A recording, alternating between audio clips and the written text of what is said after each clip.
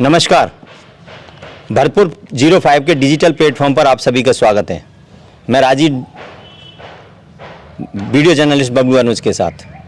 आज हम बात करेंगे भरतपुर में कांग्रेस के 5 साल जो बेमिसाल रहे हैं, उनमें भरतपुर के युवाओं के लिए क्या रोजगार के साधन उपलब्ध हुए।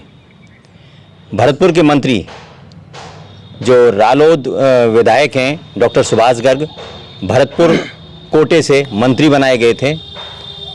राजस्थान के मुख्यमंत्री अशोक गहलोत के सबसे नज़दीकी मंत्री माने जाते हैं, सबसे दबंग मंत्री माने जाते हैं और काफ़ी संभावनाएं, काफ़ी आकांक्षाएं थीं भरतपुर के युवाओं को कि डॉक्टर सुभाष गर्ग भरतपुर के लिए रोज़गार के साधन उपलब्ध कराएंगे।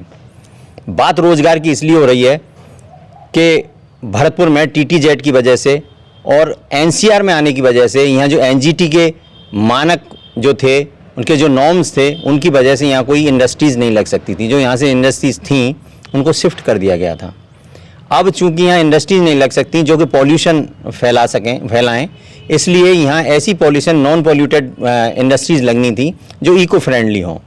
यही वादा किया गया था डॉक्टर सुभाष गर्ग द्वारा भरतपुर के युवाओं से, और युवाओं ने बढ़ चढ़कर हिस्सा लिया था उस 2018 के चुनाव में, और डॉक्टर सुभाष गर्ग को अच्छी खासी विजय दिलाई थी। सबसे बड़ी बात यह थी कि 15 साल से विधायक जो 5 साल के लिए तो इनेलो से रहे थे और 10 साल बीजेपी के टिकट से यहाँ के विधायक रहे थे विजय बंसल, उनके कार्यकाल में युवाओं को संतुष्टि नहीं मिली, क्योंकि रोजगार के साधन इतने नहीं मिले कि युवाओं को ऐसा लगे कि इनको तीसरा चांस और दिया, चौथा चांस दिया जाए।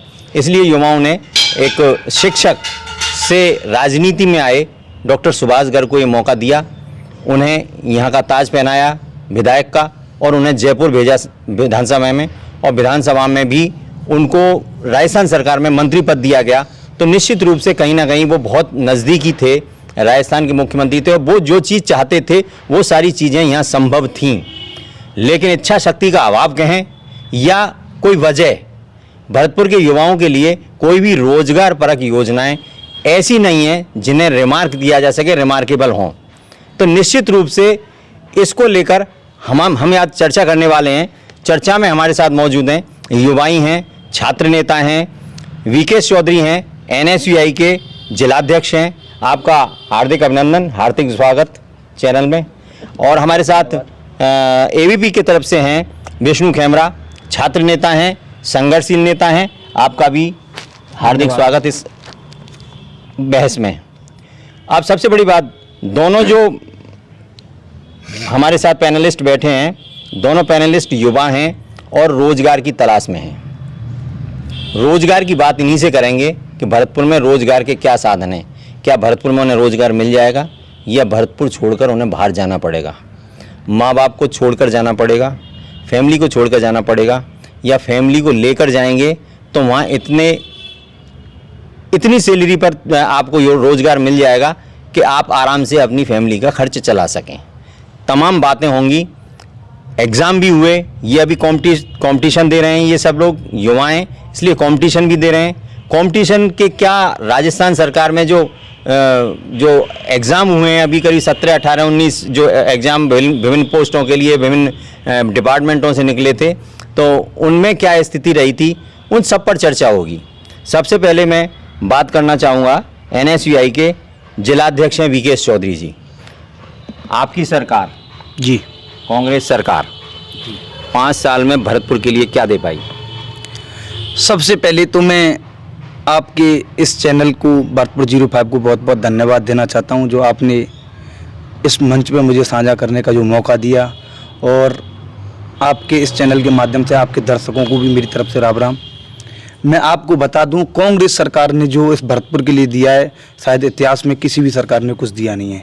चाहे वो सरकार पहले कांग्रेस की रही हो, चाहे वो सरकार पहले BJP की रही हो, क्योंकि कांग्रेस सरकार ने इस बार जो योजनाएं इस राजस्थान में, क्योंकि जो योजनाएं आई हैं वो ऐसा तो है नहीं क्योंकि पर्सनली कोई इस स्पेशल इस जिले के लिए ही आई हूँ, लेकिन हमारे विधायक सुभाष गर्ग जी ने जितनी भी योजनाएं, जितनी भी, चाहे वो सड़कों का जाल हो, चाहे वो रोजगार की बात हो, चाहे वो शिक्षा की बात हो, चाहे वो ग्रामीण तुम्हारे जैसे मनरेगा योजना है, चाहे अदर कोई योजनाएं चल रही हैं, उन सब योजनाओं को जो हमारे तुम्हारे सुभाष गर्ग जी जो भरतपुर के लिए लेके आए, मुझको लगता नहीं कि ऐसा कोई विधायक होगा जो इतनी योजनाएं इस भरतपुर के लिए ला सकता है। तो आप ये भी कहना चाह रहे हैं कि सुभाष गर्ग जी ही भरतपुर के लिए इतनी योजना लाए, बाकी के राजस्थान के और जिलों में स्थिति सही नहीं रही? देखो, मैंने आपके लिए, आपने मेरे से एक सवाल पूछा था, मैं उस सवाल का मैंने आपके लिए जवाब दिया। आपने पूछा था कि वो अपने भरतपुर के लिए, मैंने आपको ये भी बताया कि भरतपुर के लिए, क्योंकि अगर आप मेरे से पूरे राजस्थान की बात करते हो तो मैं पूरे राजस्थान की बात बताऊं। अगर आप मेरे सवाल पर ही जा रहे हैं और मेरे सवाल को ही आप अंडरलाइन कर रहे हैं, तो मेरा सवाल तो ये था केवल रोजगार परक योजनाएं क्या लाए? देखो, मैं आपके चैनल के माध्यम से मैं बता देना चाहता हूँ कि हमारे सुभाष गर्ग जी जो विधायक हैं, उन्होंने जो योजनाएं हमारे इस भरतपुर के लिए दी हैं, चाहे वो शिक्षा के लिए हो, चाहे वो किसी युवाओं के लिए हो। देखो, आपको भी पता है कि भरतपुर एक छोटा जिला है, एनसीआर से इस जिले को हटा दिया गया है, क्योंकि एनसीआर में ये जिला आने के लिए पहले घोषित भी हो चुका था, लेकिन तुम्हारा जो सेंट्रल जो गवर्नमेंट है उसने इसको एनसीआर से बिल्कुल हटा दिया। ये हमारे भरतपुर के साथ भेदभाव उन्होंने। मुद्दे की बात कीजिए, रोजगार के लिए सुभाष गर्ग जी ने क्या किया यहाँ पर? देखो, रोजगार के लिए हमारे क्या राजस्थान सरकार के मुख्यमंत्री ने कई ऐसी योजनाएं दी हैं जो योजनाएं इस भरतपुर के लिए आई हैं। चाहे तुम देखो, अभी ये क्या है कि एक योजना है, एक योजना चलती है अपनी लघु उद्यम योजना, जो राजस्थान सरकार के अशोक गहलोत जी ने दी है। अगर उस लघु उद्यम योजना के अंतर्गत अगर कोई भी बेरोजगार युवा अगर कोई रोजगार खोलना चाहता तो उसके लिए 5 से 10 से 15 लाख तक का उसके लिए लोन मिल सकता है। उसके भी अलावा उस योजना के अंतर्गत सब्सिडी भी मिलती है। अगर कुछ योजनाएं ऐसी हैं, अगर हम ग्रामीण उद्योग के अंदर अगर कोई योजना उसका लाभ लेना चाहते हैं तो 35%। बिल्कुल आपने सही कहा, काफ़ी योजनाएं उन्होंने दी हैं। मैं आपसे पूछना चाहता हूँ, आप अगर सुबह से भूखे हो तो आपको पहले रोटी चाहिए या सड़क पे बढ़िया पेवर की सड़क पर मिल जाए आपको कि आप घूमो इस पे, तो वो चाहिएगा आपको?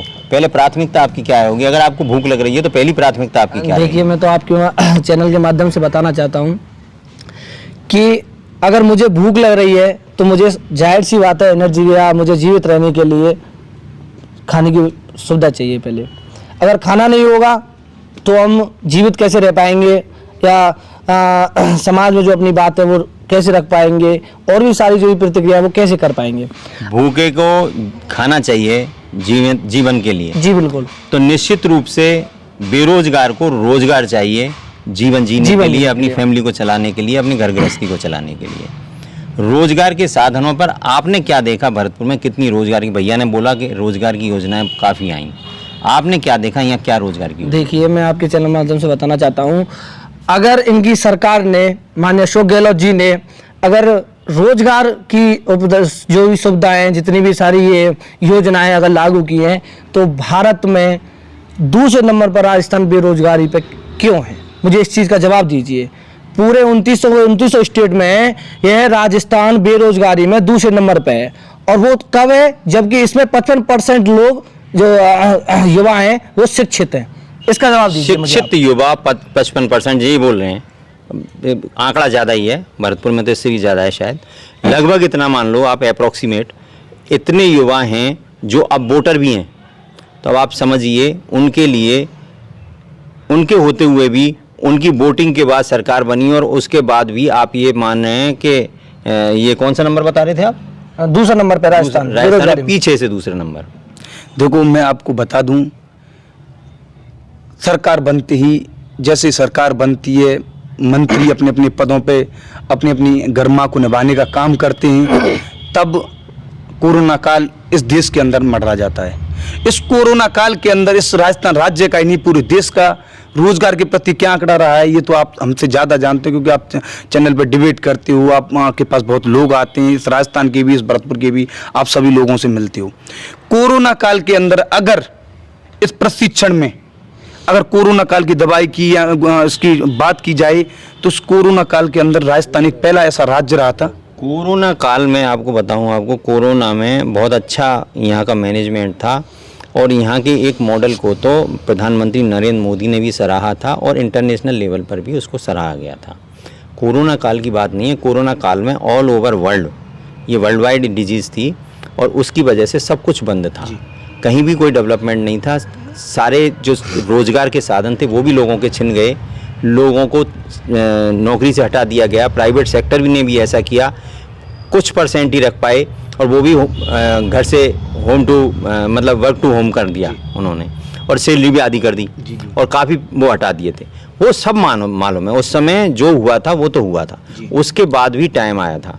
उस 2 साल के समय में जो समय आया था, उस 2 साल के समय में भी रोजगार की योजनाएं बनाई जा सकती थी, कहीं आधारशिला रखी जा सकती थी। यहाँ तो हमें कहीं आधारशिला भी नहीं मालूम कि कहीं आधारशिला भी हो। देखो मैं आपको बता दूं, मुख्यमंत्री जी ने, मैंने अभी भी आपको बताया था, काफ़ी ऐसी योजनाएं दी हैं, लेकिन इन भाजपा वाले लोगों को ये योजनाएं पसती नहीं है। इनको तो क्या मेन मुद्दे की बात तो इन पे आती नहीं है। इनको तो क्या लगता है कि 55% उन्होंने बोला कि 55 भाजपा की बात नहीं है, छात्रों के लिए क्या किया, युवाओं के लिए क्या किया, आप ये बताइए। छात्रों के लिए हम बता, युवाओं के लिए क्या किया, हम बताते हैं युवाओं के लिए क्या किया है। युवाओं के लिए ये किया है कि जिन गाँव के अंदर परीक्षा सेंटर नहीं थे, उन गाँव के लिए परीक्षा सेंटर इस अशोक गहलोत सरकार ने दिए। जो विद्यालय 10वीं क्लास तक थे, उन विद्यालयों को क्रमोन्नत करके 12वीं क्लास तक। कहाँ है स्टाफ, टीचर नहीं है, टीचर नहीं है स्टाफ। देखिए जो आप इंग्लिश मीडियम इनको क्या लगता है, इंग्लिश मीडियम स्कूल बोले उनमें टीचर नहीं है। और रही बात आप छात्रों की करते हो, तो मुझे एक चीज का जवाब दीजिए, क्या रीट घोटाले में सुभाष गर्ग जी इन्वॉल्व है या नहीं, मुझे तो इस चीज का जवाब दीजिए। क्या डॉक्टर बनय सिंह इन्वॉल्व है या नहीं, क्या देवेंद्र परमार जो चुनाव परीक्षा प्रभारी लगाए थे धौलपुर भरतपुर उसके, क्या वो इन्वॉल्व है या नहीं, मुझे इस चीज का जवाब दीजिए। देखो जो भरतपुर के 2040 बच्चों के साथ खिलवाड़ हुआ है। मैं एक काम करता हूँ, पहले क्वेश्चन कर लेने दो, फिर उसके बाद मैं आप दोनों से कहना चाहता हूँ। देखो रही बात ईडी की, चलो ईडी का तो मैं भी कहूँगा कि ईडी में अगर दोषी होते डॉक्टर सुभाष गर्ग तो निश्चित रूप से अब पकड़ लिए जाते हैं, जब वो डोटासरा तक पहुंच सकती है। सीएम अशोक गहलोत के इनसे ये नहीं, जांच जो संजीव जांच चल रही है उनके बारे में आपने नहीं पूछा। चल रही है संजीवनी को जो घोटाला हुआ था उस पर भी तो जांच चल रही है भाई। देखो ईडी वहां तो काम नहीं कर रही है, ने इनको अगर भाजपा का नेता कोई घोटाले पकड़ा जाता है उस पर अगर जांचें चलती हैं तो अगर उसकी बाबूलाल कटारा बंद नहीं किया, इन्होंने ये क्या जोशी बंद नहीं किए सीवर पाइपलाइन घोटाले में, तो बाबूलाल कटारा मैं आपसे ये मैं आपसे एक बात कहना चाहता हूं, अगर सुभाष गर्ग जी गलत हैं तो ईडी उनको पकड़ लेना। ईडी को कल 3 साल हो गए, सब मुझे एक चीज का बता दीजिए क्या अभी ये कोई मुद्दा नहीं, चीज का जवाब कोई मुद्दा नहीं है। आरोप प्रत्यारोप में मुख्यमंत्री सेंट्रल गवर्नमेंट के इशारों पे, कठपुतलियों के इशारों पे ईडी चलने का काम कर रही है। जैसे इलेक्शन आए ईडी ने तुरंत अपना काम चालू कर दिया। आपने देखा था गोविंद सिंह डोटासरा के घर गए तो उनको क्या मिला। अच्छा मुझे एक चीज आपके घर क्यों नहीं आ गई ईडी, ये आपके घर ईडी क्यों नहीं आ गई मुझे बता दीजिए। आपके घर ईडी क्यों नहीं आई, मेरे घर क्यों नहीं आई, जो दोषी है उसके पास तो सीधी सी बात है। गोविंद सिंह डोटासरा के घर क्यों गई थी, उन्होंने घोटाला किया है। अरे संजीवनी घोटाला उन्होंने किया था, केंद्र सिंह शेखावत उनके घर क्यों नहीं जा रही। चलो अपन ईडी को ईडी का काम करते हैं, अपन ईडी को ईडी वालों को दे दो ना। अपन ईडी को लग रही है जांचें, लग रही है जांचें करेंगे अपन बहुत जल्द मुझे अपन ईडी का काम ईडी को करने देते हैं। अपन केवल भरतपुर में रोजगार की योजनाओं पर पहले बात कर लेते हैं, उसके बाद हम बात और भी मुझे भरतपुर के लिए क्या किया, भरतपुर के मैं आपके लिए देखो, मैं आपके मुख्यमंत्री की योजना नहीं, कोई भी एक योजना बता दीजिए, बताएं जो भरतपुर की मुख्यमंत्री ने बहुत कुछ दिया है, बहुत फ्लैगशिप योजनाएं दी हैं और हर वर्ग को ध्यान में रखते हुए मैं आपको लेकिन मुख्यमंत्री ही जी योजना देते हैं, कोई पर्सनली व्यक्तिगत अगर कोई भी अगर आप ये बोलो कि ये योजना तो मुख्यमंत्री जी ने दी है, सड़कों की योजना तो मुख्यमंत्री जी ने दी है, पानी की योजना तो मुख्यमंत्री जी, तो मुख्यमंत्री जी तो योजना देंगे और क्या योजना कोई मंत्री जी स्पेशल थोड़ी दे देंगे। जो भी योजना चालू होती है किसी भी गवर्नमेंट की बात हो, चाहे वो भाजपा रही हो, लोकल का विधायक विकास के लिए लाता नहीं है क्या, लोकल का विधायक विकास के लिए लाया ना। आप इनसे पूछ लीजिए, एक मिनट में आपसे पूछना चाहता हूँ, 1 मिनट में आपसे भी पूछना चाहता हूँ। अभी आपने ये कहा था कि जो भी योजनाएं देते हैं मुख्यमंत्री देते हैं, विधायक नहीं देता। बिल्कुल, विधायक कोई श्रेय नहीं है, विधायक का कोई श्रेय नहीं है, यही तो है, मुख्यमंत्री का श्रेय होता है ना। योजनाओं का बोला था, हाँ योजनाओं का, तो लोकल में दे सकते हैं ना, योजनाओं का श्रेय तो मुख्यमंत्री को ही है ना जी। अब यहाँ जो भी विकास कार्य कराए हैं वो इनके अकाउंट में ये दिख रहा है ना, भरतपुर विधायक एवं राज्य मंत्री डॉक्टर सुभाष गर्ग द्वारा अपने कार्यकाल में कराए गए मुख्य विकास कार्य।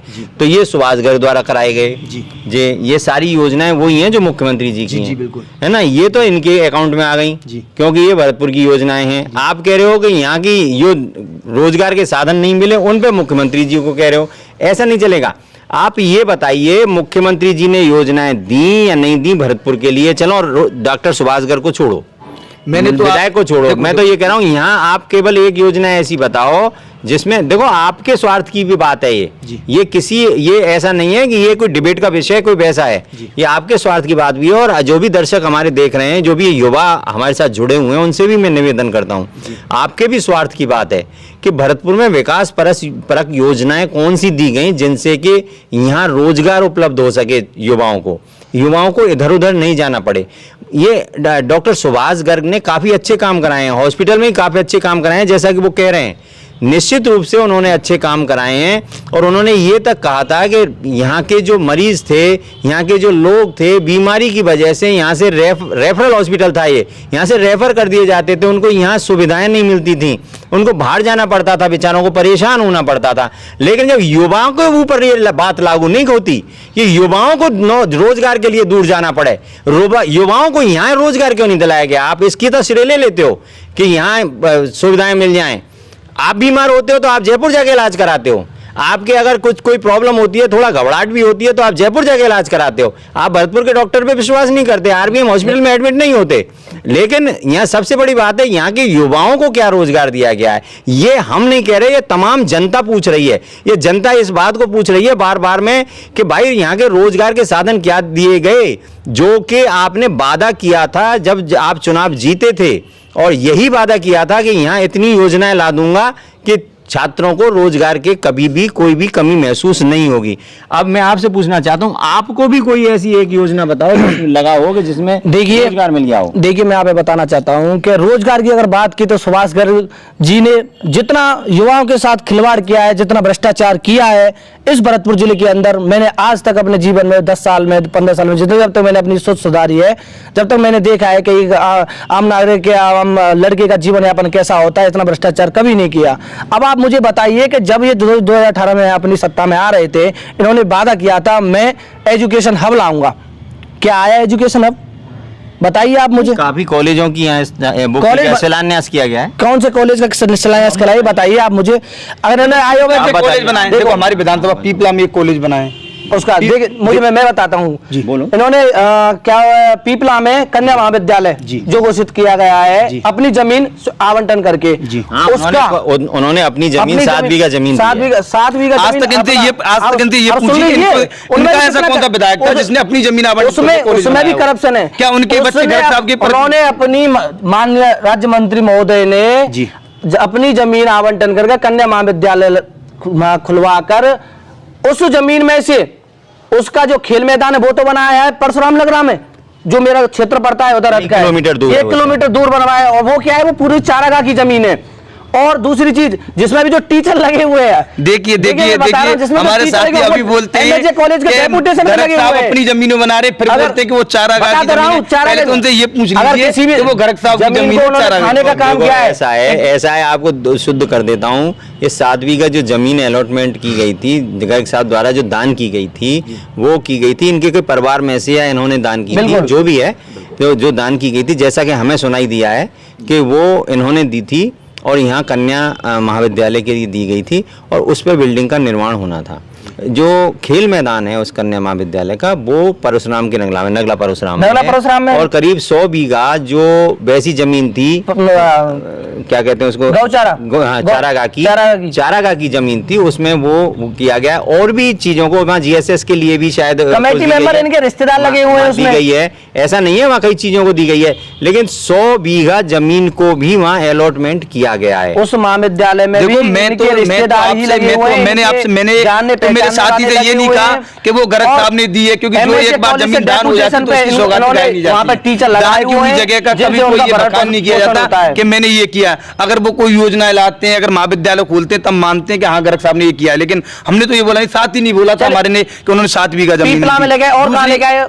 दूसरी वाली चीज, इस भाई से पूछिए। देखो, एक हमारी पंचायत में धोरमी गांव पड़ता है, जहां बालकों को, बच्चों को, चाहे वो छात्र हों या छात्रा हों, तो उनका क्या सेंटर झगीने गांव में पड़ता था, जो कि वहां से 3 किलोमीटर दूर पड़ता है, वो सेंटर हुआ है। अगर हमारे पास में एक गांव पड़ता है मोरली, उसमें एक GSS खोल रहा है। हमारे यहाँ पास में एक गाँव पड़ता है बिलोटी में 10वीं का विद्यालय 12वीं तक किया गया, 12वीं का विद्यालय इंग्लिश मीडियम किया गया है। और जो 12वीं का विद्यालय था, स्टाफ नहीं है सर, कहाँ कह रहे हो स्टाफ? देखो स्टाफ नहीं है, अध्यापक कहाँ से लेके आओगे? इनको ये योजनाएं पच नहीं रही है। इनको तो ऐसा लगता है कि 3 साल के अंदर इसको स्मार्ट सिटी क्यों नहीं बना दिया गया, इसको आयुर्वेदिक महाविद्यालय लेके आए। गर्ग साहब ने जो योजनाएं दी है, जो मुख्यमंत्री ने जो योजनाएं दी है, मेरे दर्शक भी इसको देख रहे हैं, आप भी देख रहे हैं, आपको मालूम होना चाहिए। आयुर्वेदिक विद्यालय लेके आए, कृषि महाविद्यालय लेके आए, उनके लिए सैलाइज कर दिए।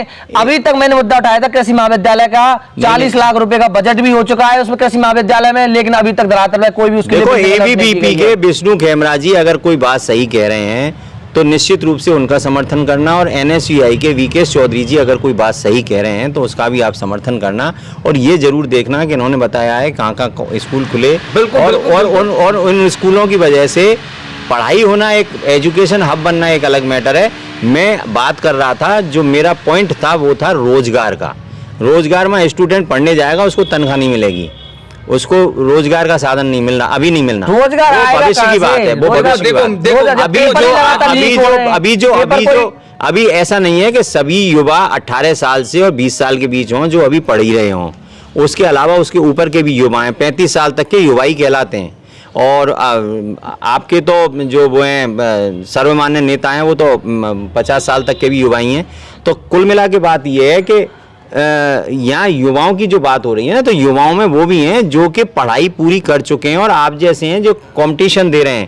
कंपटीशन की स्थिति बताइए, राजस्थान में जो कंपटीशन हुए उनकी क्या स्थिति रही? देखो राजस्थान में आपको भी पता है, हमारे जितने भी दर्शक देख रहे हैं उन सबको भी पता है कि राजस्थान के अंदर बहुत सारे रोजगार दिए गए हैं, इतनी भर्तियां निकाली गई हैं कि ऑल ओवर इनके कहीं भी जितने भी कहाँ है भर्ती 2018 का राजस्थान पुलिस का पेपर मैंने दिया था 14 सितंबर को, वो भी लीक हो गया। उसके बाद मैंने रीट जिसका पटवारी का पेपर दिया वो भी लीक हो गया। 2021 का राजस्थान पुलिस का पेपर दिया वो भी लीक हो गया। भर्ती कहाँ है बताइए, रोजगार कहाँ से मिलेगा?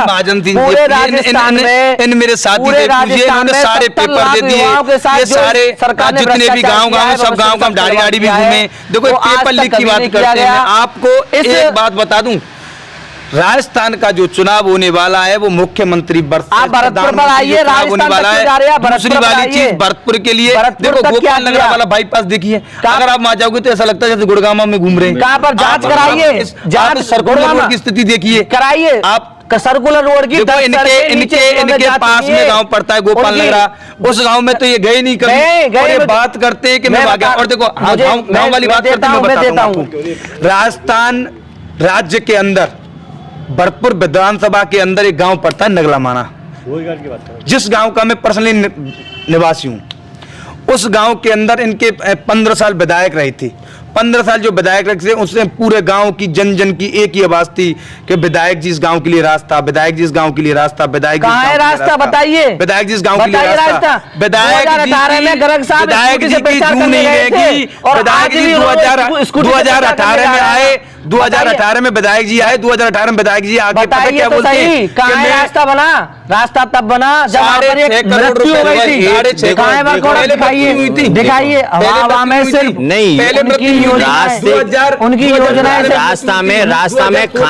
रास्ता में गाड़ी खांचे में फंस गई थी, उसकी वजह से वहां पर मृत्यु हुई थी, होती है। इसलिए और ये निश्चित रूप से सही है।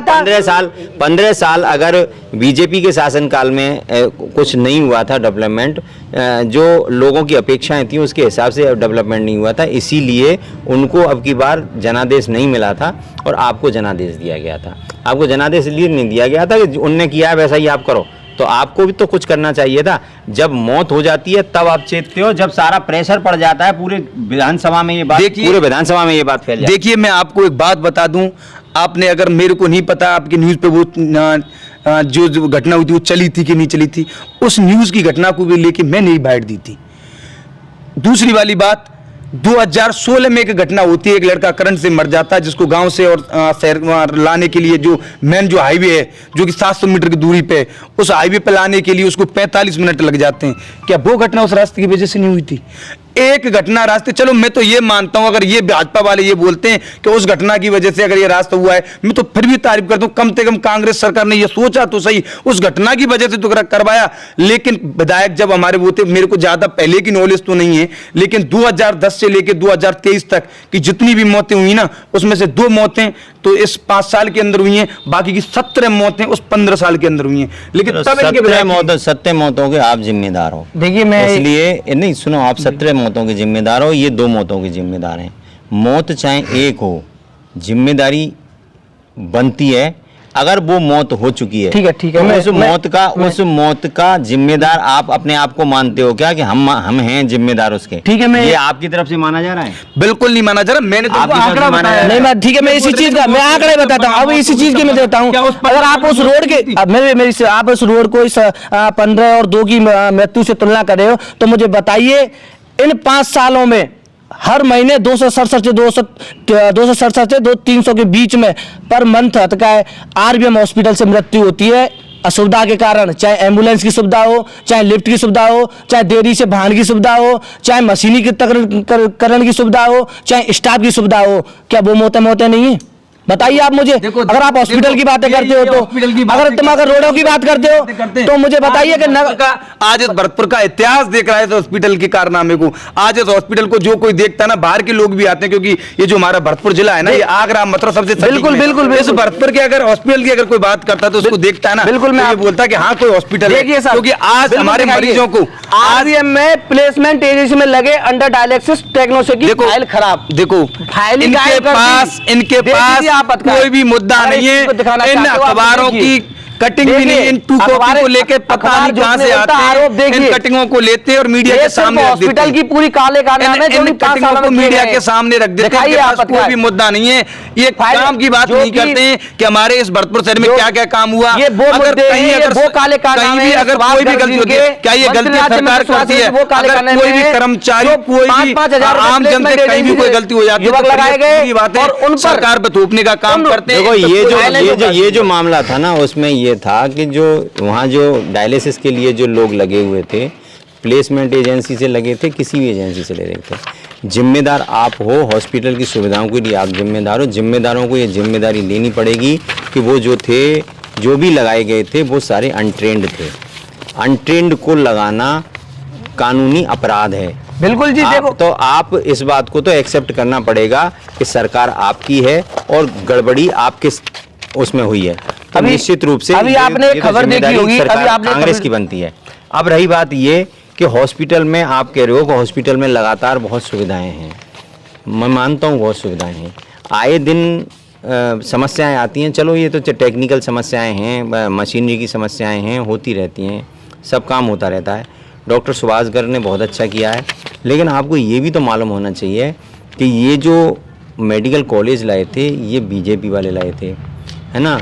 यहाँ हॉस्पिटल जो बाबू राज बहादुर मेमोरियल हॉस्पिटल था, उसको इससे अटैच किया गया तो निश्चित रूप से यहाँ एक जब मेडिकल कॉलेज से अटैच होता है और मेडिकल कॉलेज में जब कोई स्टूडेंट पढ़ने आता है विभिन्न विभागों का, तो उसके लिए वो सारे विभाग खोलने पड़ते हैं। 500 मिनिमम रिक्वायरमेंट होती है, तो इसके अलावा और सारे डिपार्टमेंट खोलने पड़ते हैं, क्योंकि स्टूडेंट पढ़ने आ रहे हैं भाई, तो यहाँ वो प्रैक्टिकल करेंगे।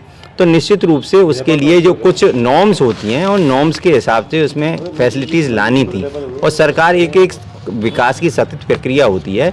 वो मैं ये नहीं कह रहा कि आपके यहाँ कोई विकास नहीं हुआ, विकास बहुत कराया है, राजस्थान सरकार में विकास बहुत हुए हैं, इसमें कोई शक नहीं है। भरतपुर की सारी रोडें जनता को लूटा गया है, विकास नहीं जनता को लूटा गया है। अब नहीं आप बिल्कुल मैं आपको आज ही चीज की बता देता हूँ, देख लीजिए आप पढ़िए जी कि आरबीएम अस्पताल पर 108 एम्बुलेंस सेवा की सिर्फ 2 ही गाड़ी, इतना बड़ा हॉस्पिटल है, आप मुझे बता दीजिए उसमें सिर्फ एम्बुलेंस की 2 ही गाड़ी है। देखिए ये कितने जालबाज और जुमलेबाज हैं, ये लोग कितने जालबाज और जुमलेबाज हैं। इन अगर इनका हॉस्पिटल 5 स्टार है, अगर इन हॉस्पिटल पर इनका सारी सुविधा है, न्यूज की अगर हॉस्पिटल पे इनका सारी हमको सुविधा नहीं है, पता इनका सब क्या ये है क्या नहीं बताइए है, तो क्योंकि ऐसा हमने तो इनको क्यों? पता नहीं है। इन जवाब अखबार की दीजिए आप कटिंगों इस को लेकर चीज का। अगर मैं अखबार की कटिंगों को अगर नहीं, आप इकट्ठा इस चीज करूंगा का ना, जवाब तो इनके दीजिए। पास बोलने के लिए कोई जवाब नहीं रहेगा। आरोप ऐसे लेकिन नहीं इनके लगते। पास कोई कराइए। भी मुद्दा नहीं कराइए है। आप। ये चुनाव अगर हम मुख्यमंत्री आरोप आप बरसात गलत करा प्रधानमंत्री रहे होने हैं। वाला है, इनसे पूछिए ना, इनसे पूछिए ना। अगर आपकी सरकार इतनी भास्कर में गलत छापी है, मुख्यमंत्री क्यों नहीं ये है? भास्कर का छपा हुआ है। लड़ाई ना किसी को, मुझे- नहीं कोई एक मिनट। प्रधानमंत्री का एक देश का होता है जो आज भरतपुर पर बात कीजिए, भरतपुर पर प्रधानमंत्री जी से राजस्थान भरतपुर के में नहीं है, कितना बाकी के भ्रष्टाचार सब किया, राज्यों क्यों है? भरतपुर पर बात देखिए, कीजिए। आप कितनी बड़ी देश सोच तक मत होती है। पहुंचिए, भरतपुर तक अगर बात कीजिए। राजस्थान सरकार पहले आप अगर अपने काम नहीं कलेजे में करवाती, झांकिए कि तो आपने कितना प्रधानमंत्री पैसा जो देश खाया, को चलाने का कितना काम करता बच्चों है, के साथ भविष्य के साथ जो खिलवाड़ प्रत्येक किया आम गया, जनता होता है, वो कितने बच्चों प्रधानमंत्री को अशोक लूटा गहलोत आपने, से चुनाव लड़ने के लिए कितने भरतपुर में दलाल पाड़े आपने, इसी से बहुत बड़ी उम्मीद हर रखते चीज हैं में कि आम भ्रष्टाचार जनता किया। होता है, लोग जागरूक इंजीनियरिंग कॉलेज में होते हैं। भ्रष्टाचार, इनको ये नहीं मेडिकल पता है कॉलेज में कि ये भ्रष्टाचार, प्रधानमंत्री जिस आयुर्वेदिक देश के में भ्रष्टाचार, जो आम जन के कृषि प्रधानमंत्री महाविद्यालय में हैं, वो भ्रष्टाचार, मुख्यमंत्री से कन्या चुनाव लड़ने के लिए महाविद्यालय में उतरे हैं। भ्रष्टाचार, इनको कुछ नहीं MSA पता है। कॉलेज में भ्रष्टाचार, यूनिवर्सिटी में भाजपा के भ्रष्टाचार। लोग आप आज तक बताइए, इनका पास कोई ऐसा एक नेता नहीं पैसे है का जो इन्होंने एक नेता तरीके से ऐसा नहीं है भ्रष्टाचार किया है, जो ये बच्चों के लोग साथ इस भविष्य के राजस्थान साथ से चुनाव लड़ने किया की है। तैयारी बात करते कि हैं मुझे हमसे, पता है इनके पास कोई कि मुद्दा इनके नहीं है, पास और भी इनके कोई सारी पास चीजें आप नहीं है। जैसा इतने होता है, भ्रष्टाचार के आरोप लगा रहे हैं, भ्रष्टाचार के आरोप लगा रहे हैं, इतनी इतनी इतने कॉन्फिडेंस से कैसे लगा? देखिए, मैं एक देवेंद्र परमा नाम का एक व्यक्ति था, खिलतकारी अभी लगा हुआ था यहाँ पर यूनिवर्सिटी में, जो वही देवेंद्र परमा है जो परीक्षा प्रभारी लगा हुआ था रीट के मामले में। उसी ने बच्चों से 5-5 हजार रुपए लेकर उनको नेशनल यूनिवर्सिटी इंटर यूनिवर्सिटी खिलाया। आज हमने उसका संघर्ष करके उनकी लड़ाई की, बच्चों की आवाज को बुलंद कर आज उसको उस पद से हटवाया। यूनिवर्सिटी में खेल अधिकारी लगा हुआ था।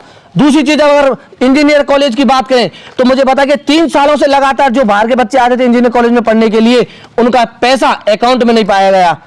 फल फ्रूट्स जो भी मीटिंग होती थी पूरे सालों में, जिन्हें एक साल में 3-3 4 वो फल फ्रूट इन मंत्री जी के घर पे जाया करते थे।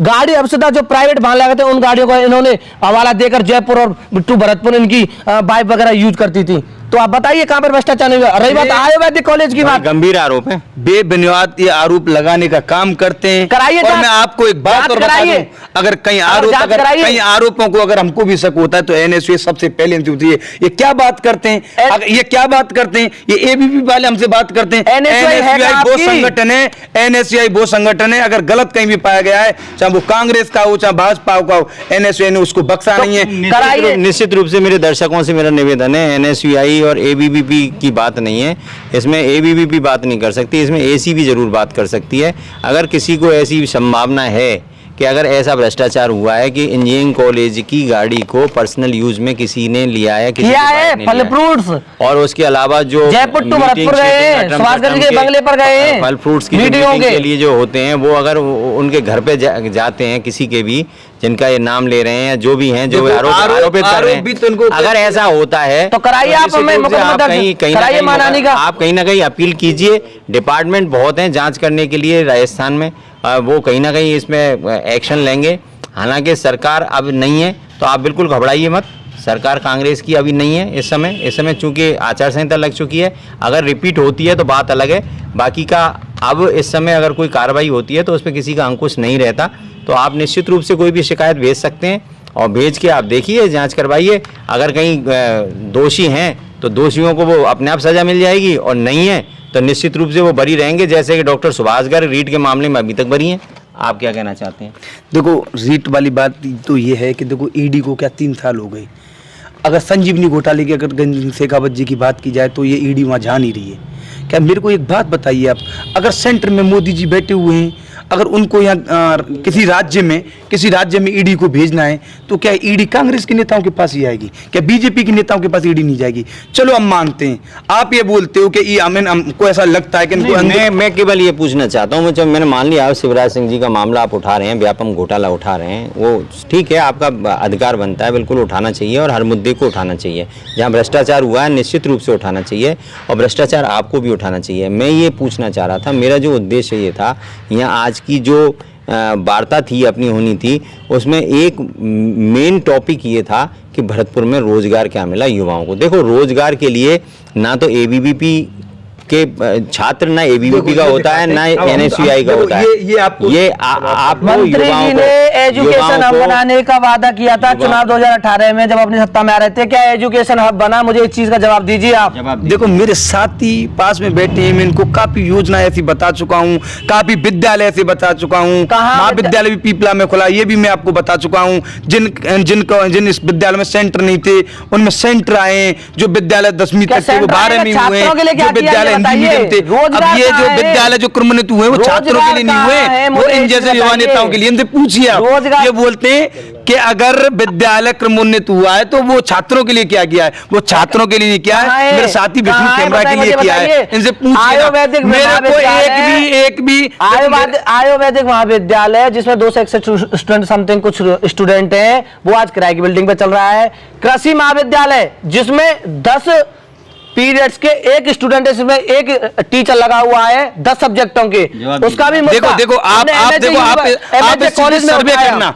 देखो मैं भी ब्लेम लगा सकता हूँ, ब्लेम लगाने का काम है क्योंकि आप तो वहाँ देखने को नहीं मैं इस मुद्दे को बैठे। लेकर पूरा चल रहा हूँ। बिल्कुल सिस्टमिक कृषि तरीके महाविद्यालय से को- काम चल और रहा तुम्हें है। देखिए इस इन सरकार में- लोगों का काम बेबुनियाद ये लोग आरोप लगाने का कराइए काम- आप। आरोप मत लगाइए आप जांच एक कराइए दूसरे पे। आप। मैं बताता हूँ मैं भी आपको। कहता हूँ जांच वास्तविकता करिए। जांच कराइए आप। वास्तविकता मैं बताता क्यों नहीं करा रहे जांच? देखो आयुर्वेदिक कॉलेज की इन्होंने बात करी थी, तो आयुर्वेदिक BAMS कॉलेज और नर्सिंग कॉलेज, ठीक है, प्राकृतिक चिकित्सा, योग एवं प्राकृतिक चिकित्सा, ये एक ही उसमें आता है डिपार्टमेंट में। और इसके लिए जो कॉलेज फिलहाल चल रहा है वो चल रहा है हमारे जो भरतपुर के मेयर हैं उनके एक पर्सनल बिल्डिंग है। यहाँ एक किराए पे चल रहा है? उस पर किराए पे है, लेकिन वो नॉमिनल किराया है, 1 रुपया पे किराए पे चल रहा है, कोई दिक्कत नहीं है, उन्होंने दे रखा है।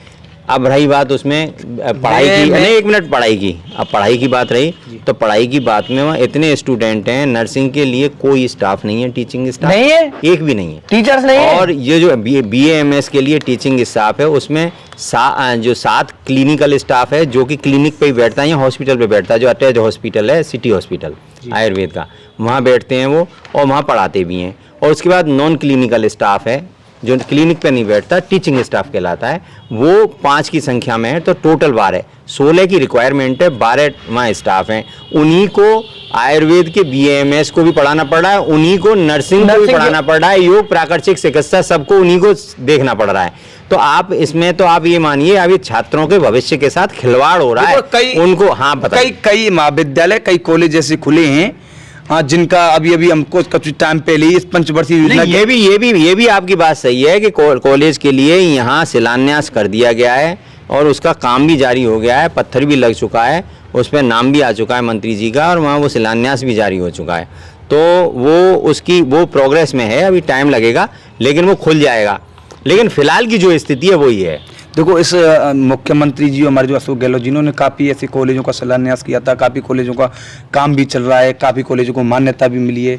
तो अगर स्टाफ में कहीं ना कहीं अगर कोई कमी रही है, क्योंकि एक बार इस मुद्दा हमारे यहाँ मंत्री जी के सामने भी आया था, उन्होंने यहाँ से लेटर मुख्यमंत्री जी को लिखा भी था कि यहाँ पर स्टाफ की कमी है, तो उन्होंने आश्वासन भी दिया कि बहुत जल्दी इसका वो किया जाएगा, जितनी भी स्टाफ की कमी है उसको पूर्ति, क्योंकि देखो जितने भी कॉलेज खुले कहीं ना कहीं स्टाफ की अगर कमी रही है, लेकिन इन लोगों ने, तो मैं आपसे एक बात फिर कह देना चाहता हूँ, जितनी भी कमियां अगर इस सरकार से फिर भी रह चुकी हैं, कमी नहीं, भ्रष्टाचार बावजूद भी कमी नहीं, आने वाले रिटर्न जो सरकार हो रही है हमारी, ये सारी कमियां पूरी हो जाएंगी। ये बात जो इन कमियों की कर रहे हैं ना, एक मिनट मैं आपको रोकना चाहूंगा। ये बार बार भ्रष्टाचार का आरोप लगा रहे हैं। आप मुझे 7 भ्रष्टाचार 8 भ्रष्टाचार बताइए जो किए हैं मंत्री जी ने। मंत्री ने, देखो मैं बताता हूँ, आरोप लगा रहे हैं। देखो सबसे बड़ा भ्रष्टाचार किया है उसने रीट मामले में, चाहे वो जांच में हो चाहे कैसा हो लिप्त हो, ये रीट मामले में दोषी जरूर पाएंगे, मुझे विश्वास है, क्योंकि इन्होंने जिस तरीके से ब्रजभूषण जी जो देव व्यापार करते हैं, खिलाड़ियों का देशोषण करते हैं, अब सुनते चलिए, अब अपना भ्रष्टाचार सुन लेंगे, आपका सुनेंगे। हाँ बताएं और बताएं। अच्छा, एजुकेशन की बात की हो तो इंजीनियर कॉलेज में सबसे ज्यादा भ्रष्टाचार इन्होंने किया है। अगर नहीं किया तो इनकी जांच कराइए, जो मैंने आरोप लगाई है, कराइए जांच। अब बात आती है, आप कह रहे हैं जांच कराएं, जांच करें। अब बात आती है अगर सड़कों की, आप बोलते हैं अब मेरी बात सुनिए, अब आती है सड़कों की बात। नगर निगम यूआईटी के अंदर, भरतपुर के अंदर 95 किलोमीटर में सड़कें बनी है, 95 किलोमीटर सड़कें बनी है, क्या ये सड़कें सही बनी है? देखिए क्या सड़कें वो सही बनी है क्या? देखो ब्रज विहार कॉलोनी में जाके चैनल के देखिए। माध्यम से बता देना चाहता हूँ, दर्शक भी हमारे देख रहे हैं, चलो कम से कम आज पहली बार किसी भाजपा ने मान तो लिया कि 95 किलोमीटर में सड़कें बन गई। एक ही ठेकेदार को ये बात एक ही ठेकेदार को इनको पता एक ही ठेकेदार को क्यों दी? एक ही ठेकेदार को टेंडर क्यों दिया? इनको पता आपत्ति किससे? इनको रोजगारों से मतलब नहीं है, इनको विकास से मतलब नहीं है, इनको शिक्षा से मतलब नहीं है, कहाँ है गिट्टी विकास? कहाँ से आनी चाहिए इससे बिल्कुल, मतलब है। बिल्कुल, बिल्कुल, अरे जांच कराओ। अरे हम तो ये बोलते हैं आपके पास पूरा टाइम है, बिल्कुल। सेंटर में सरकार है, खूब जांच कराइए ना। जाएंगे जैसे मैं आप मुझे ये बाबूलाल कटारा जी आप गए। मुझे ये बताइए, आप मुझे ये बताइए आपसे मना किसने कि किया? आपने कहा कि 95 किलोमीटर सड़कें बनी हैं, जो भी बनी है 70, 75, 95 जो भी बनी है, वो किसी एक कॉन्ट्रैक्टर एक ठेकेदार है। मैं नाम तो क्या लेना चाहूँ, नहीं, थोड़ी आप ये सही नहीं लगता। एक ही ठेकेदार को सारी चीज देगी। आप अगर तुम अभी मैंने आप सुना कि आप चौपाटी वाला मामला देख रहे हो अटका, क्या मुझे बताइए कि जो घना है उसके सुप्रीम कोर्ट के ऑर्डर के 500 मीटर के अंदर कोई भी हाँ वो भी निर्माण वो भी निर्माण नहीं है, नियमानुसार तो नहीं है। 2 करोड़ कुछ 53 लाख कुछ ऐसे पैसे खर्च किए हैं, क्या वो गलत सही है? नहीं, वहाँ कंस्ट्रक्शन अगर हमारा रोजगार देना होता तो आपने एक जीतू कैटरिंग वाला जो आपका रिश्तेदार है, दूर का रिश्तेदार है, जो कब्रिस्तान वाले मामले में आता, उनके लिए आपने टेंडर निकाल दिया। कब्रिस्तान का क्या मामला है? कब्रिस्तान मामला वही है जो इसका रिश्तेदार जो जीतू कैटरिंग वाला, उन्होंने इसमें कब्रिस्तान वाली जमीन को बेचने का काम किया था, लेकिन कुछ समाज के लोगों ने, कुछ हमारे मुस्लिम भाइयों ने वहां पर एकजुटता दिखाकर उस जमीन को रोका। आज उसमें स्टे लगाई है। और दूसरी चीज, अगर इसमें बात की जाए, आपसे बात करूँ, आप सबसे मुस्लिम सब पे वो चाहूंगा, उसी मुस्लिम और हिंदू धर्म के ऊपर चुनाव सब मैं आपसे ये कभी नहीं किया। लोग हैं, ये जुमलेबाज लोग हैं, जब जरूरत इनको वोट की पड़ती है ना, तब तो इनके वो भाई हो जाते हैं, और जब सत्ता की बात आती है तो हिंदू मुस्लिम या धर्म की लड़ाई पे आ जाते हैं। इनके पास कोई मुद्दा ही नहीं है सर, इनके पास कोई भी मुद्दा नहीं है। चौपाटी को अगर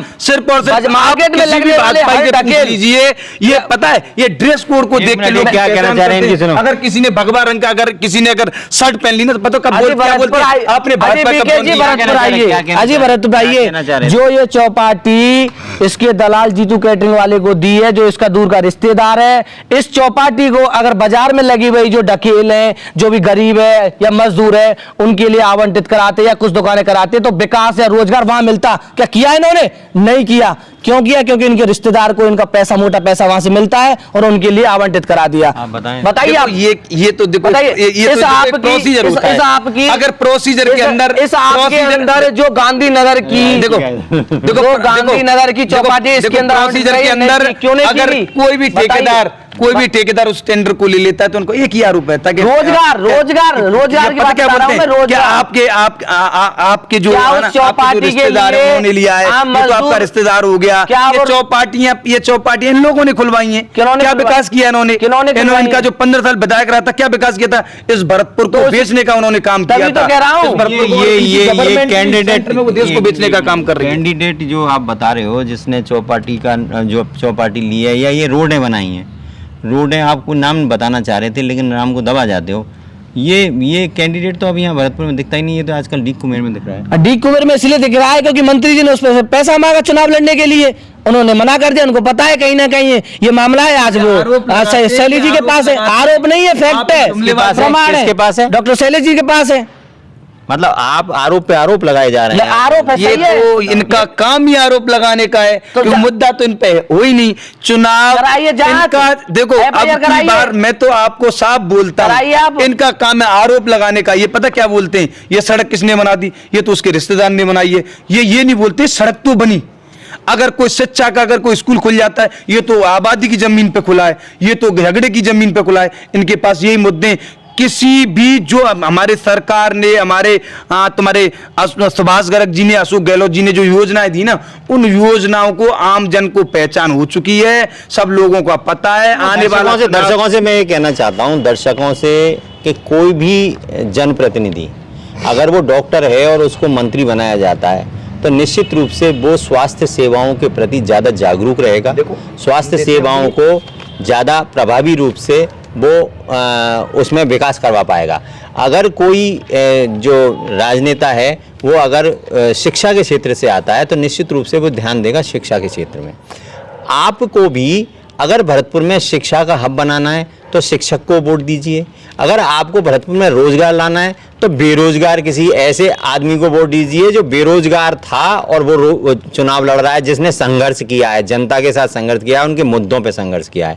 तो निश्चित रूप से ऐसे लोग भी आपको मिलेंगे। कोई भी इंजीनियर होता है तो निश्चित रूप से वो टेक्निकल चीज़ें ऐसी हैं जो अपना इंफ्रास्ट्रक्चर जो होता है तो उसको ढांचागत जो विकास होता है उस पर ध्यान देता है। तो ये एक ह्यूमन नेचर है कि जैसा जिस प्रोफेशन से जो आता है ना उसी प्रोफेशन पे ज़्यादा ध्यान देता है और उसी को वो टारगेट करके उसी में नए नए एक्सपेरिमेंट करके और उसको बेहतर बनाने की कोशिश करता है। डॉक्टर सुभाष गर्ग शिक्षा के क्षेत्र से आए थे। शिक्षा के क्षेत्र में उन्होंने यहाँ शिक्षा हब बनाने के प्रयास किए, लेकिन बहुत लेट प्रयास किए। मैं ये मानता हूँ महंगाई का आरोप लगाकर, सेंट्रल पर महंगाई का आरोप लगाकर सूबे के मुखिया अशोक गहलोत ने महंगाई राहत कैंप खोले, लेकिन वो महंगाई राहत कैंप कब खोले गए? जब चुनाव छाती पे आ गए, 2 महीने बाद 3 महीने बाद उनके हो जाना था, वो आ गए। मैं सबसे बड़ी बात ये कहता हूँ, वो कहते हैं उस पर आरोप लगाते हैं आपने महंगाई राहत केंद्र खोले, तो भैया महंगाई तो वो जब बीजेपी आप जब शासन में आए थे, जब भी बीजेपी थी सेंट्रल में, तभी आप महंगाई राहत खोल देते तो जनता को राहत 5 साल मिल जाती। अब आपने 5 महीने भी नहीं दी। तो निश्चित रूप से, और वो दी है उसकी भी हालत आपने सारे वीडियो देखे होंगे, क्या हालत रही है, क्या मार काट रही है। डिमोनेटाइजेशन की बात होती है कि वहाँ मारकाट हुई थी, लोग मरे थे, यही स्थिति यहाँ हुई है। महंगाई राहत कैंप में हुई है। अब वो दे दिए, फ़ोन दे दिए। अब फ़ोन का यार आदमी को तुम खाने के लिए दे रहे हो, क्या दे रहे हो? 100 ग्राम चावल, 100 ग्राम दाल, और ये क्या जो जी है 1-1 किलो 2-2 किलो जो भी दे रहे। अब एक बार दे दिया 1-1 पैकेट, अब उससे क्या हुआ? ज़बरदस्ती भीड़ कराई एक पब्लिक को। तो मैं तमाम ये चाहता हूँ कि आप लोग मुद्दे पर इस पर आएँ कि यहाँ विकास के बाद, विकास तो हुआ है जो किया है कांग्रेस सरकार ने, और वो डॉक्टर सुभाष गर्ग ने विकास यहाँ किया है, लेकिन यहाँ रोजगार के साधन क्या उपलब्ध हुए? आपको रोजगार अगर आज चाहिए तो आप यहाँ कोई अप्लाई कर सकते हैं। ये कहा गया था हमसे भी कि यहाँ हमने रोजगार कैंप आयोजित किया।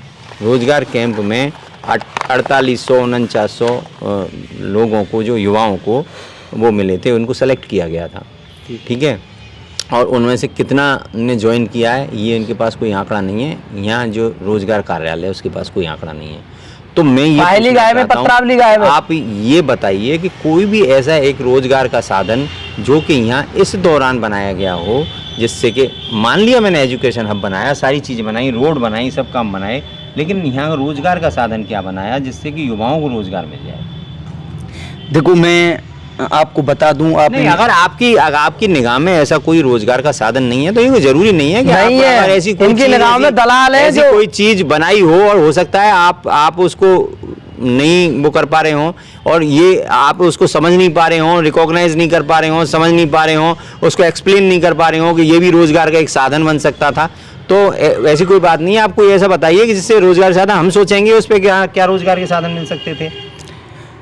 देखिए, मैंने आपको पहले भी बताया था, मैं तुम्हें अब भी बता रहा हूँ। देखिए, हमारे मुख्यमंत्री लघु उद्योग प्रोत्साहन योजना, ठीक है, ये हमारे मुख्यमंत्री जी ने दी है।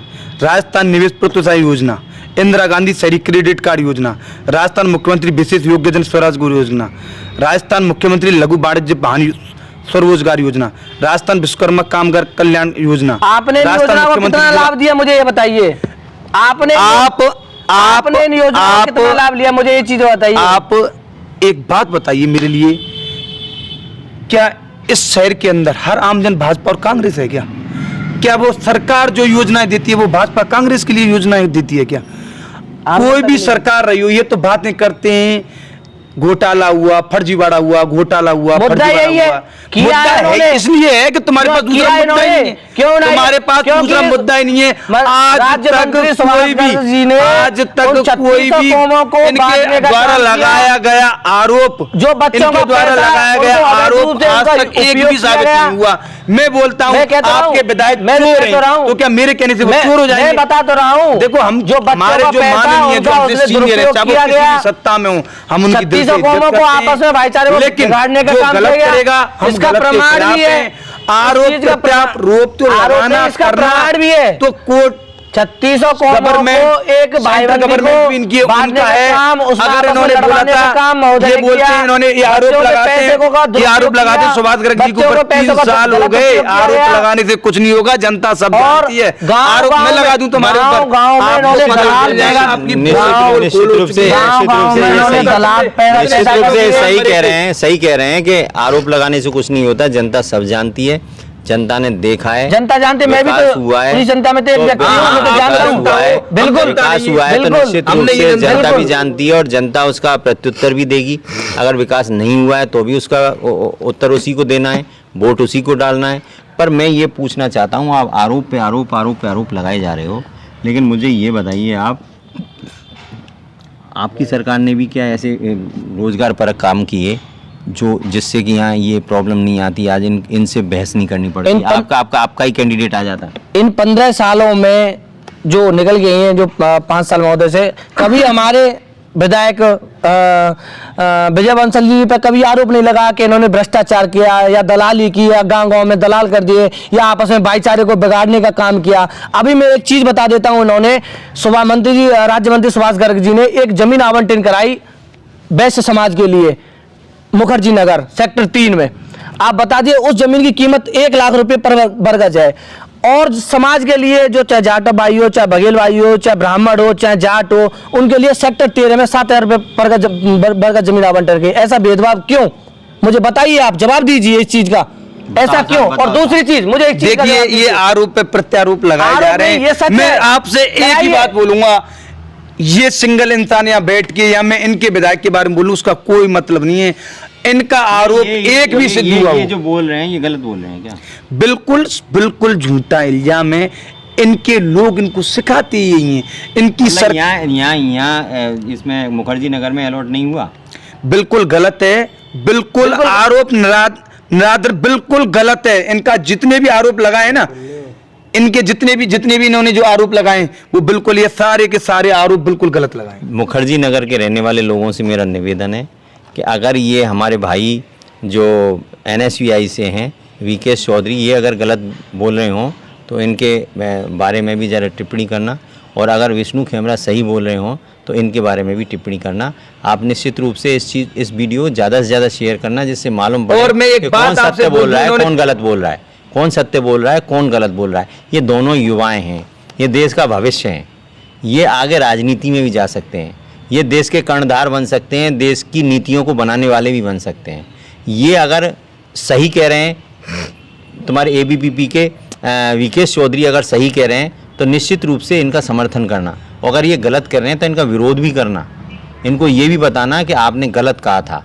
तो निश्चित रूप से ऐसे लोगों का समर्थन जरूर करना जो वास्तव में सत्य की डगर पर चल रहे हों और निश्चित रूप से आगे कुछ ऐसा करना चाहते हों, क्योंकि ये वो युवा हैं, दोनों ये प्रतिनिधि हैं युवाओं के, कि ये दोनों ऐसे हैं कि ये ही आगे देश का भविष्य हैं। तो इसलिए अब मैं ये पूछना चाहता हूँ फिर एक बार, आपने सारी बातें कर ली, भ्रष्टाचार के आरोप लगा लिए, तमाम मंत्री जी पे आरोप लगा लिए, आपने मंत्री जी का बचाव भी कर लिया, एक सशक्त रूप से आपने बचाव किया मंत्री जी का। लेकिन मैं ये आपसे ये पूछना चाहता हूँ भाई मेरे, यहाँ आपकी निगाह में कोई ऐसा कोई भी रोज़गार का साधन मिला क्या? हमें नहीं मिल रहा है, इसलिए हम बार बार में पूछ रहे हैं इस चैनल पे बैठ के कि भैया आपको कोई मिला क्या रोज़गार? क्योंकि बात आती है कि सेंट्रल की गवर्नमेंट ने 2 करोड़ रोज़गार पर ईयर देने के वादे किए थे। अब सेंट्रल की रोजगार योजनाएं अगर मानी जाएं, योजनाओं के हिसाब से अगर रोज़गार मिल रहा है तो वो काउंट नहीं करती कांग्रेस। प्राइवेट कंपनियों में रोज़गार दे रहे हैं तो काउंट नहीं करती कांग्रेस, वो कहते हैं सरकारी नौकरी मिलनी चाहिए। अब यहाँ के सरकारी नौकरी के क्या साधन ऐसे बने? यहाँ तुम प्राइवेट कंपनियों को ही साधन बता दो, भरतपुर में सरकारी नौकरियों की बताओ, कोई तो बताओ। मैं यही चीज़ तो आपको बताना चाह रहा हूँ कि अगर सेंटर ने 2 करोड़ की रोजगार देने की बात की, अगर सेंटर ने 2 करोड़ जो रोजगार दिया होता राजस्थान में, तो 70 लाख युवा जो शिक्षित है वो आज बेरोजगार थोड़ी होता। अगर भरतपुर की बात की जाए तो भरतपुर में 3,500 युवा वर्ग ऐसा था जो रीट मामले में एग्जाम में क्या कहना चाहते हो? सेंट्रल ने दिया होता तो सेंट्रल ने दिया नहीं, सेंटर ने दिया है तभी तो यहाँ पर ये भूखा है। राजस्थान दूसरे नंबर पे बेरोजगार है। इन्होंने किया है, पेपर किए, आउट किए और अपने चहेतों को, अपने जो करीबी हैं, चाहे नेता के करीबी हो, चाहे दलालों के करीबी हो, चाहे अपने रिश्तेदार हो, नातेदार हो, उनको किया है। मतलब आप क्या कहना चाह रहे हैं कि यहाँ विकास हुआ है तो केवल उनका हुआ है जो उनके नजदीक ही है, उन्होंने पैसा दिया है मोटा, उन्होंने कमा के लिए रोजगार दिया है, उन्होंने दलाली की है। आपका भी विकास हुआ होगा। मैं तभी तो इनसे पूछना चाह रहा हूं, अगर मेरे गांव की सड़क बन जाती है, अगर गांव के बारे में सोच लिया जाता है, आम जन के बारे में सोच लिया जाता है, तो पता है ये लोग क्या कहते हैं कि ये उनका करीब इसलिए इसके गांव की सड़क बनवा दी। मैं इनसे एक चीज बार बार पूछ रहा हूं कि आपके 15 साल विधायक रहे थे, उन्होंने क्या काम किया? आज तक आपने तो कभी उनसे पूछा ही नहीं। 15 साल तक उन्होंने चाहे भरतपुर को बेचने का काम किया हो, चाहे सड़कों की कितनी बदहाल स्थिति रही हो। जानकारी के लिए बता दूं, मैं जब इनके विधायक थे, बीजेपी की सत्ता गई थी, कांग्रेस की सत्ता आई थी, पिछली वाली सत्ता आई थी, तब रतन सिंह जी जो सेंट्रल में यहाँ से वो बने थे, एमपी बने थे रतन सिंह जी, उनके प्रयासों से, और ये सेंट्रल में कांग्रेस सरकार थी, उनके प्रयासों से ये एनसीआर में एडमिट किया गया था ये एरिया, है ना। उसके बाद सत्ता इनकी भी आई है, रोज़गार के साधन इन्हें भी उपलब्ध कराने चाहिए थे, इसीलिए तो इनको हटाया गया और आपको यहाँ मौका दिया गया। लेकिन अब आपने 5 साल में नहीं किया, अब आप इन पे जिम्मेदारी डाल दो। मतलब युवाओं का क्या होगा? आप युवाओं के प्रतिनिधि के रूप में बैठे हो, आप राजनीतिक प्रतिनिधि नहीं हो, आप युवाओं का सोच के ही तो ये सारे काम हो रहे हैं। अगर सड़कों का काम हो रहा है तो वो युवाओं के लिए नहीं, इस सब लोगों के लिए नहीं हो रहा, तो किसके लिए हो रहा है? ये आम जन के लिए हो रहा है। शिक्षा का पे अगर अपनी कांग्रेस सरकार काम कर रही है तो ये युवाओं के लिए भी है, ये सबके लिए, हर परिवार के, हर आमजन के लिए। अगर मैं आप इनसे बात करते हैं, मैंने अभी आपको 5 ऐसी योजनाएं बताई थी जो कि जितनी भी चाहे शहरी हो, चाहे लघु उद्योग ग्रामीण एरिया में हो, सबके लिए हमारी राजस्थान सरकार जो बड़ी रोजगार की साधन थे। और दूसरी वाली बात, जितने भी महाविद्यालय खुलेंगे रोजगारी लोगों को रोजगारी तो मिलेगा, चाहे वो सड़कों का काम हो रहा हो, चाहे पशुपालन। आप इस चीज का जवाब दीजिए। क्या चीज? आप डालमिया डेयरी और सिमको का जिम्मेदार कौन है? क्यों भूमि आवंटन करवा के उसमें प्लॉटिंग का प्लान किया गया, जिसमें तिवारी जी जो जीएमटी कॉलेज के अध्यापक हैं, कृपाल सिंह थेनुआ को इस तानाशाही करके पुलिस प्रशासन का दबाव डाल के उनको जेल में डाले थे। आज भी वो बेचारे केस लड़ रहे हैं, उनकी मिनिमम 75 वर्ष हो गई है उनकी चुनाव इस केस को लड़ते लड़ते। देखिए, इन भाई को अभी तो यही नहीं पता कि केस किस पे चल रहा है, बंद कौन कर रहा है। अगर आप एक बात बताइए, अगर आप किसी मुद्दे को लेके अगर तानाशाही वहां बरतते हो तो क्या प्रशासन काम नहीं करेगा? अगर प्रशासन वहां काम करता है तो हमारे आदमी को काम कर दिया। क्या सिमको का मुद्दा भी गलत था? सिमको का मुद्दा क्या? सिमको का मुद्दा गलत नहीं था। सिमको में क्या हो रहा था, क्या नहीं हो रहा था, ये सब लोगों को पता है। आप लोगों ने इस सिमको को, आपके विधायक विजय बंसल ने इस सिमको को बेच दिया। यहाँ के माल को, यहाँ के सिमको के जितने भी वर्कर इनके विधायकों उन मुद्दों की बात नहीं करेंगे, उन मुद्दों पे ये नहीं जाएंगे। इनका विधायक, आप पुराना रिकॉर्ड उठा लिए, जितनी भी पुरानी फैक्ट्री भरतपुर के अंदर चल रही थी, 15 साल के अंदर इनके विधायक विजय बंसल जी ने उन सारी फैक्ट्री को बेचने का और भगाने का इनके विधायक विजय बंसल जी ने काम किया है। इस भरतपुर की नाश की थी उन्होंने, क्योंकि आप सबको पता है, जनता को पता, 15 साल के अंदर सड़कों का कितना बदलाव पैदा कर दिए, इस सर्कुलर रोड का कितना बदहाल स्थिति थी। इन दलाल तो आपके लोगों ने किया है। आपके लोग दलाल पैदा करने का काम करते हैं। आपके लोग रोड से जितनी भी कॉलोनी टच हुई है, आज तक इनके पास रोड दलदल में फंस चुके हैं, मुद्दा नहीं है। सारे लोग चार लोग किसी क्योंकि वो रोड एक ही ठेकेदार को तुम बात ये ड्रेस कोड में बात करने वाले लोग हैं, उसने दलाली पैसा कर राजस्थान के अंदर कोई मुद्दा नहीं है, उन्होंने उनके पास एक ही मुद्दा है, भ्रष्टाचार। इसी रोड के मामले में एक और खुलासा अपने आप उस भ्रष्टाचार को लगाते हैं और देख लेना 3 दिसंबर को दोबारा खुलासा करना चाहते हैं। इसी रोड के माध्यम से अगर आप कहना चाहते हो, सर्किल रोड से एक खुलासा करना चाहता हूं कि स्टेशन टू डीग बाईपास को जोड़ने वाला रोड, उसके लिए शायद 2 करोड़ कुछ पैसा आवंटन हुआ था।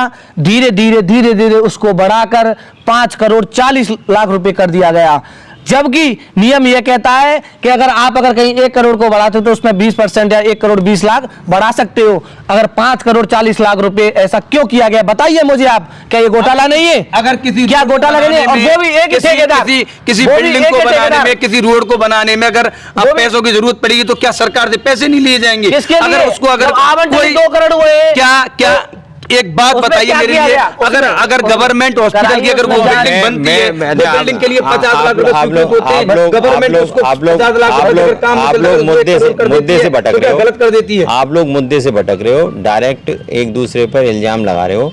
मैं डायरेक्ट इल्जाम की बात नहीं कर रहा हूँ, मैं तो यहाँ कह रहा हूँ कि आप दोनों छात्र नेता हो, छात्र नेताओं को छात्रों के हितों के बारे में बात करनी चाहिए। पार्टीबाजी के एक हित से ऊपर उठकर पार्टीबाजी गौण हो जाती है जब इनसे छात्रों के पूछो हित कि की ये बात भी आए। एनएसयूआई के छात्र नेता हैं, इनके लिए उन्होंने क्या किया, छात्रों देखो के लिए मेरे क्या किया, मुझे देखो मेरे बताइए। लिए तो वो पर्सनली व्यक्तिगत क्या करेंगे जो करेंगे क्या आप छात्र नहीं है? ये जो क्या आप सरकार छात्र- अगर कोई भी योजना क्या- लाएगी क्या तो आप छात्रों हर की आमदनी आवाज के लिए बुलंद नहीं लाएगी, क्योंकि करते? हर क्या चाहे वो छात्रों की समस्या गरीब होती है, हो आप नहीं चाहे वो करते? किसान वर्ग कॉलेज के लिए, मजदूर वर्ग के भरतपुर लिए। एमएजे कॉलेज में सारी सुविधाएं छात्रों को उपलब्ध है। मैं बताऊं उन्होंने क्या बिल्कुल। किया, क्या उपलब्ध, मैं बताऊं जितनी उन्होंने भी- क्या किया, मैं बताऊं कि उन्होंने क्या किया। अभी हाल में जितनी भी योजनाएं लान अभी आपने हाल में एक ट्रांसफर देखा होगा, नया नया किस्सा अभी आपने सुना होगा। एक मीणा मैम थी, उनका नाम मुझे नहीं पता, और एक डॉक्टर हरवीर सिंह जी, उनका मुद्दा आपने देखा होगा। 12 घंटे के बाद, 12 घंटे के अंदर एक ट्रांसफर होता है। जब मैडम का ज्वाइनिंग होती है, उनका क्या बोलते हैं, उनको मैडम ज्वाइन करती है और तुरंत ही मंत्री के फोन आकर, प्रेशर आके तुरंत ही उनको हटवाकर उच्चैन फेंक दिया जाता है। देखो तो देखो क्या ये गलत आरोप नहीं है? बताते हैं इनको। क्या ये गलत नहीं है? अगर किसी एक लेडीज प्रिंसिपल थी, मैडम विकलांग महिला, का ट्रांसफर एक अगर लेडीज होता भी थी, है, ये बोलते हुआ है, अगर वो ट्रांसफर होता है एक और लेडीज वो थी- ट्रांसफर अगर चेंज हो जाता है तो ये मंत्री जी भ्रष्टाचार मैं करते हैं। बताता हूं, अगर एक लड़की- अगर किसी हॉस्पिटल के अंदर केला बंटने तो मंत्री जी ने वो केला खा लिए। अरे यार, कम से कम आरोप तो सही लगाने का आप काम करो। आरोप लगा तो रहा आप हूं। इन पेजों को लेके घूमने का, देखिए, आप इन पेजों को लेके घूमने मैं का जो बता तो काम रहा- करते हो ना, इन पेजों से मेरे से कल मिलना, आप अपने यहाँ डिबेट रखना, इन पेजों को एक इतना ये इकट्ठा करके महिला दे दूंगा। थी, इन लोगों सुनीता के तेरैया, पास चाहे बाइक से हो जो चाहे कि- पैदल हो, इनके देखिए, आरएसएस वाले लोगों ये ने जो- इन पेजों को इनको इकट्ठा करके दे दिया है। ये मुद्दा है। इसको देखिए, देखो क्या कहना चाहे, क्या मुद्दा है इसमें? ये सुनीता तेरैया नाम की एक विकलांग महिला थी,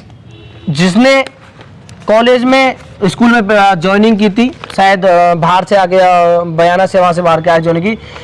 इनकी एक कोई बातचीत होगी सुभाषगढ़ के लाइव डिबेट में, किसी भी कोई तरीके से बात होगी, लेकिन सुभाषगढ़ ने फोन पर, एक ही फोन पर उनको ज्वाइन नहीं करने दिया। ऐसा व्यवहार क्यों, जबकि वो विकलांग थी और नियम ये कहता है कि जब कोई भी विकलांग या कोई भी हो तो वो 5 किलोमीटर के अंदर ज्वाइनिंग कर सकता है। देखो ये काफी मुद्दा, ऐसा ये क्यों? काफी मुद्दा एक उठाता मंत्री के फोन और उसमें- ये भाजपा के लोग हैं, इनके पास कोई भी मुद्दा आरोप नहीं है। गलत नहीं ये है, आरोप भाजपा का लगाते छापा हुआ है। लेकिन आरोप सिद्ध नहीं होता। सिद्ध हुआ अगर है। मैं आज इसकी आपके खिलाफ कार्रवाई करता हूं, इसकी वीडियो अगर भी है मेरे मुकदमा पास। में रिपोर्ट करता हूं तो वो स्वाभाविक सी बारी बात है, न्यूज में तो छपेगा। लेकिन आरोप लगाना और आरोप सिद्ध करना दोनों बहुत अलग बातें हैं। ये कितने भी आरोप लगा लिए, निश्चित रूप से पूरा आरोप इनके लगाना और पास- आरोप सिद्ध करना बहुत अलग चीज होती ये- है। इन्वेस्टिगेशन होती है और उसके बाद ये निर्णय कोर्ट पे होता है कि उसमें आरोप वो हुआ है कि नहीं सिद्ध हुआ नहीं, है। मैं तो आप, बाकी का मैं आप वही आना चाहता हूँ। आरोप लगते क्यों है उसकी भी कहीं ना कहीं वजह होती मैं है। वही धुआं वहीं उठता है जहाँ थोड़ी बहुत आग लगी हो। मैं वही आना चाहता आग हूँ। लग रही हो तो ही धुआं उठता है। तो आरोप लगे हैं तो कहीं ना कहीं ये आरएसएस जरूर है। वाले लोग, ये लेकिन- भाजपा वाले लोग, लेकिन- इनका काम ही है। लेकिन हम लोगों इनके का पास इनको क्या है, हम जो लोगों का- सरकार ने हम लोगों आप का- छात्रताओं की बात कीजिए विकेट जी। हम लोगों का उद्देश्य ये था, इस डिबेट को कराने का उद्देश्य ये था कि दोनों छात्र नेताएं हैं और छात्र नेताएं हैं, छात्रों के बारे में ही बातचीत करेंगे, छात्र हित के बारे में बातचीत करेंगे, कॉलेज के बारे में बातचीत करेंगे, कॉलेज की क्या रिक्वायरमेंट थी, कौन सी पूरी हुई, कौन सी पूरी नहीं हुई, यहाँ रोजगार के लिए क्या साधन उपलब्ध कराए गए, उसके लिए क्या हुआ क्या नहीं हुआ। बातें हुई, तमाम बातें हुई, आरोप प्रत्यारोप हुए, तमाम बातें हुई, विकास की हुई, और भी चर्चा हुई, आक्षेप लगाए गए। लेकिन सबसे बड़ी बात ये, जो मुद्दा था वो गौण रह गया। जिस मुद्दे को लेकर ये बहस की जा रही थी या ये डिबेट की जा रही थी, वो मुद्दा गौण रख दिया गया। तो निश्चित रूप से कहीं ना कहीं हम छात्र नेताओं से बात तो कर रहे थे, लेकिन छात्र नेताओं ने छात्र हितों के लिए कुछ नहीं कहा। छात्र हितों के लिए कहा जाता तो निश्चित रूप से छात्रों को भी इनका थोड़ा सा, इनका जो भी ये बात कहते तो निश्चित रूप से उनका भी संबल बनता, उन्हें भी थोड़ा सा विश्वास होता और उन्हें भी कुछ ऐसी महसूस होती कि हाँ, हमारे ये छात्र नेता हैं, गर्व का अनुभव करते वो कि छात्र नेता हमारी आवाज़ को सरकार तक, मंत्री जी तक या प्रशासन तक पहुंचा रहे हैं, तो निश्चित रूप से उन्हें भी गर्व का अनुभव होता। लेकिन यहाँ मुद्दे को, मूल मुद्दे को भटका दिया गया और यही होता है जो राजनीतिक दल होते हैं ना, चाहे वो छात्र राजनीति वाली बात हो, क्यों ना किसी न किसी पार्टी से ये अटैच्ड होते हैं। एनएसयूआई कांग्रेस की वो है अग्रणी संस्था, और ये एबीवीपी बीजेपी की। नहीं, तभी तो कह रहा हूं मैं। निश्चित रूप से ये कहीं ना कहीं बात को भटका जाते हैं, उस मुद्दे को भटका जाते हैं। नहीं, इनकी सरकार ये इनसे पूछिए आप, इनकी सरकार के छात्रों के लिए क्या किया? निश्चित रूप से इन्होंने, बीजेपी ने काम किया होता तो कांग्रेस सत्ता में नहीं आती। अगर कांग्रेस सत्ता में आई है तो बीजेपी की फेलियर की वजह से सत्ता में आई थी। अब चूंकि बीजेपी का फेलियर माना गया था, तब जनता ने जनादेश दिया था कांग्रेस को। अब कांग्रेस भी बीजेपी से तुलना करेगी तो ये तो कोई बात नहीं हुई। तो निश्चित रूप से कांग्रेस को भी उसका परिणाम भुगतना पड़ेगा, अगर तुलना उसी से हो रही है तो जो बीजेपी ने जो किया उसी हिसाब से अगर आप करते हो तो निश्चित रूप से आपको भी फिर बैक टू पवेलियन जाना ही पड़ेगा। तो ये आगे मुद्दा अभी जारी रहेगा, चर्चा जारी रहेगी। अब आज ये दोनों जो हमारे आए हैं पैनलिस्ट, इन पैनलिस्ट के अलावा और भी पैनलिस्ट आएंगे, उनसे भी वार्ता होगी। देखते हैं कि कोई पैनलिस्ट तो ऐसा आए, चाहे भाजपा की तरफ से आए चाहे कांग्रेस की तरफ से आए, कम से कम हमें ये बताए, यहाँ के युवाओं को ये बताए कि उनके रोज़गार के लिए सशक्त कोई ऐसा माध्यम यहाँ बनाया गया है। पाइपलाइन में हो, हम ये नहीं कह रहे कि वो अभी आ गया हो धरती पे, उस पे मूल उसमें आ गया हो, अपने स्वरूप में आ गया हो। निश्चित रूप से ऐसा भी हो सकता है कि योजनाएं बनती हैं, सरकारी योजनाएं होती हैं, टाइम लगता है, तो वो पाइपलाइन में भी हो सकती हैं। तो पाइपलाइन में हो उसको तो बताए, पाइपलाइन की कोई योजना है तो उसको बताए, जिससे कि छात्रों को कम से कम या बेरोजगारों को कम से कम ये सबल तो मिल सके कि जो यहाँ परीक्षाएं हुई थी जिनमें उनका भविष्य अटका हुआ था, बहुत से छात्र बेरोजगार तो हैं ही, खैर वो ओवर एज हो गए, अब उनको सरकारी नौकरी नहीं मिल सकती, ओवर एज की वजह से नहीं मिल सकती। तो निश्चित रूप से ऐसे युवाओं को ये संबल मिले, और इसके लिए अब आगे जो भी पैनलिस्ट आएंगे चर्चा उनसे भी जारी रखेंगे। तमाम मुद्दे हैं, 5 साल कांग्रेस सरकार के बेमिसाल कैसे रहे, क्या क्या विकास हुआ, किसका विकास हुआ, किसने विकास कराया, इन सब पर चर्चा जारी रहेगी। तब तक के लिए हमें आज्ञा दीजिए। आप दोनों पैनलिस्ट हमारे यहाँ पधारे, आपका बहुत बहुत धन्यवाद। आपका भी बहुत बहुत धन्यवाद। नमस्कार। और आपके दर्शकों को भी नमस्कार।